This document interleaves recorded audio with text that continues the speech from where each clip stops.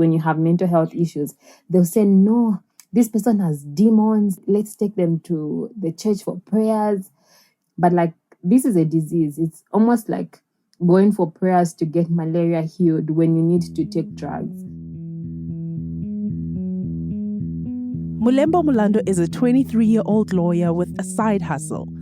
Born and bred in Kitwe, Zambia, she's become quite the mental health advocate on radio, TV, and on social media. Law wasn't a career she initially saw for herself, but her friends and family, well, they said she was a natural fit. Growing up, I've been that girl who is the mediator at home because my dad is very strict. And so if you need to get anything from him, all my other siblings would send me. When it's coming from me, being the last born, to talk to parents. So he would always agree. And honestly, at the time, I didn't feel like it because I said, oh, lawyers are liars. I'm happy I went that route because I love law. Mulemba uses her mediation skills to get audiences to see different perspectives, challenging those who think mental health is not a Zambian thing. She asks hard-hitting questions and supports young people on her Facebook page and in a bunch of WhatsApp groups. Sometime early this year, 2022, we went into the community as young people to ask our community members what they think about mental health, their opinions, whether or not they know what mental health is. And the responses that came out from the young people in the communities was that in our homes, you are not allowed to be sad. You are not allowed to cry. When you say it's mental health, they'll just say, in Africa, we don't have mental health. That's a white people thing. Here we are strong. You don't need to cry. You don't need to be sad. You don't need to be weak because when you cry, you're weak. You need to be brave and strong. Africans are strong people. Clearly, they are not. When you look at the rates of the suicide cases and the increase, how rampant it is, you can see that these are Black people, these are Africans that are killing themselves. How is it a white people thing? Mulemba has no regrets about becoming a lawyer, but getting her degree took a considerable toll on her. She saw students in her class suffering much more. Some of her friends went on weekend drinking binges, saying that they did it to cope with the stress. It's a whole big concept in Zambia. Having to get through school and getting your paper is a lot of pressure. I don't know why school is it's just not easy. Everyone is just trying to struggle through school, fighting their way out of school. And the pressure and the struggle is real in university.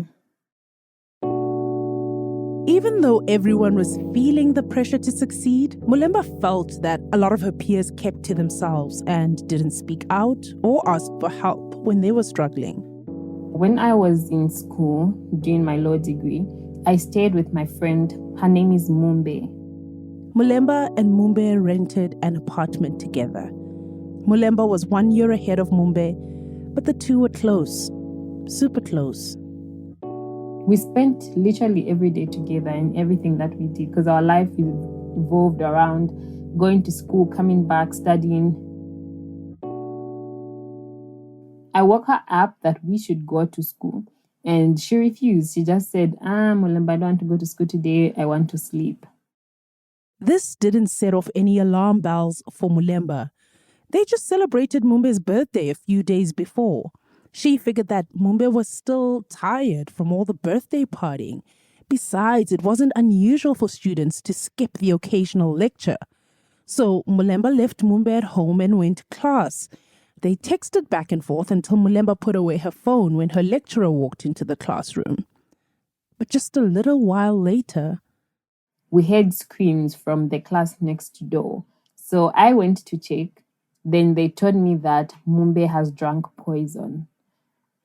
At first, I thought that joking, you can't tell me that because I'm literally from talking to her. Then they said, I could read it from their faces that they're not joking.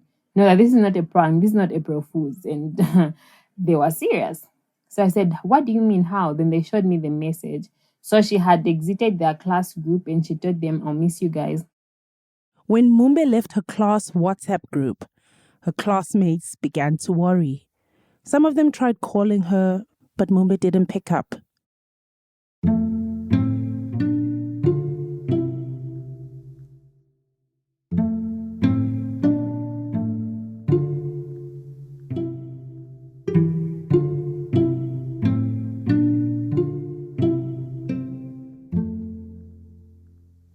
So the nurses called me in. They asked me if I wanted to see her body. I said, yeah, because I need to be sure that what you're saying is true. So I went to where she was being laid, and she just looked like she was sleeping because I saw her sleep every day, really, except that her body was cold, literally cold. Everything else just looked normal. She was gone. What happens when you leave the hospital and you're now alone? I just cried so much. I blamed myself. I felt like I was being a bad friend for not seeing that something had troubled her. Because imagine for someone to take her life, it's because she's going through something so deep that she can't do this anymore. Was I blind to the realization that she might have been going through something so deep? I felt like a bad friend. I felt like I didn't give her a shoulder to lean on, and I had so many questions that no one could give answers to.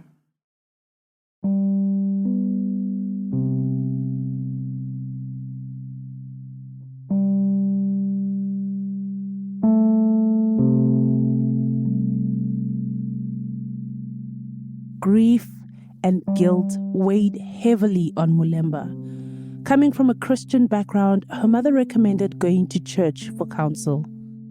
Honestly, at that point, I felt like I was blaming God for taking my friend's life without me knowing. And so I didn't feel like the prayers were helping. When I know they were, but I just didn't feel like it at the time. A few friends helped Mulemba get the help of a professional therapist. She says therapy isn't really a Zambian thing. I've literally never seen other people in my family cry. Well, except on funerals, that's once in a while. And that should be a funeral of someone very close to their hearts. And so crying because of like you prolonged crying. Yes, at the time when I lost my friend, it was allowed to cry. But afterwards, like you're still crying, you're not moving on. And then I'm like, but do you guys really understand that this was so traumatizing? And like, no, crying is not something allowed. Ah!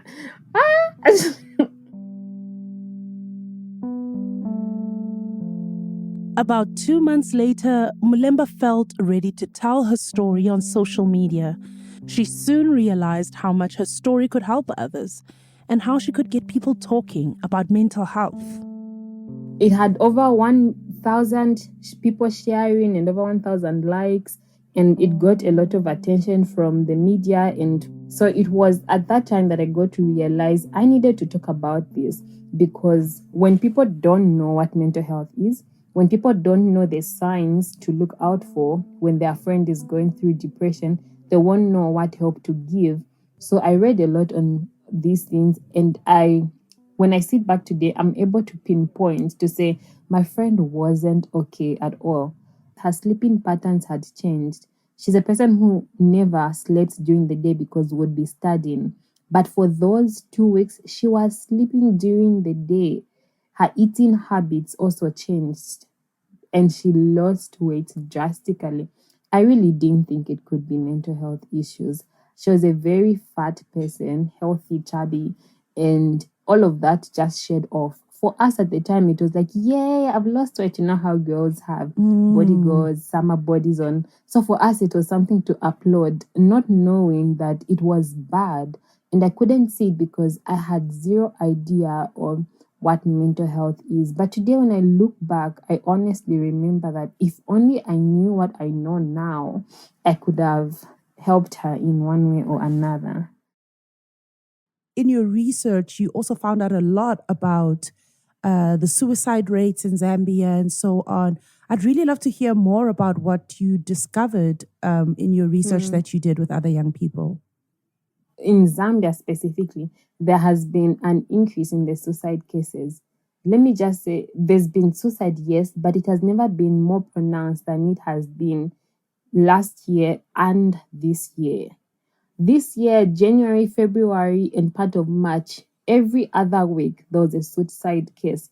So much that when you see there's a death notice, you'd even ask, is it suicide? If it's not suicide, the only other reason was maybe an accident, like a road traffic accident. And so it became so normal. Zambia is also a religious country. It's a Christian country, basically. And I know Yes, that you it are a is. Christian yourself. And Yes, I so, am. committing suicide and all those things are usually seen in quite a bad light. And I'm wondering how you bridge the two belief systems around the mental health work that you do and your Christianity and the beliefs around suicide there. Being so religious, you find that they'll say, no, this person has demons. Let's take them to the church for prayers.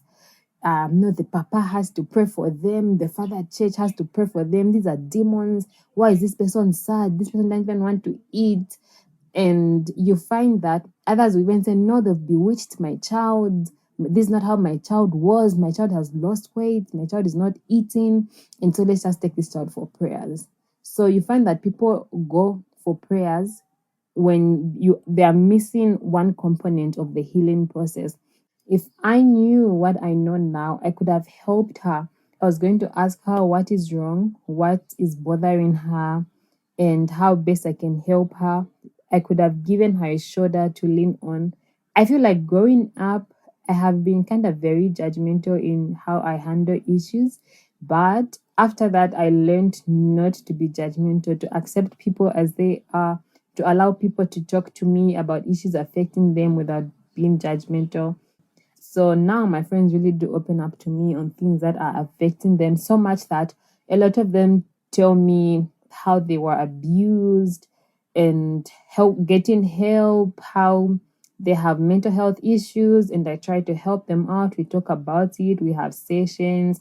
I link them to like people that can be of more help than me, or people that can give them a sort of different help than I can render, but still being there for my friends. Before wrapping up the interview, Mulemba asked if she could offer one final thought. Please be kind to people. You don't know what people are going through. When you don't have anything nice to say, it would be better if you just don't say it. So please, every time you're talking, talk with words of kindness, because words can go far away by hurting people. So just be kind. I love that. Just be kind. Thank you for having me, Lisa D. I'm happy I could do this talk with you. Absolutely a pleasure. And I'm so grateful to have spoken to you and have you be on the podcast. Thank you. Okay, thank you.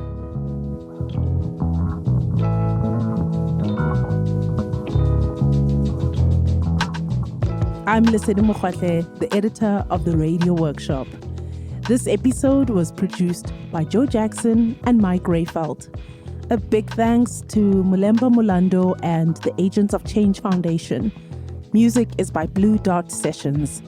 This episode of the Radio Workshop and the work of the Children's Radio Foundation would not be possible without support from UNICEF and the Wellcome Trust and the Global Research Project on Mental Health.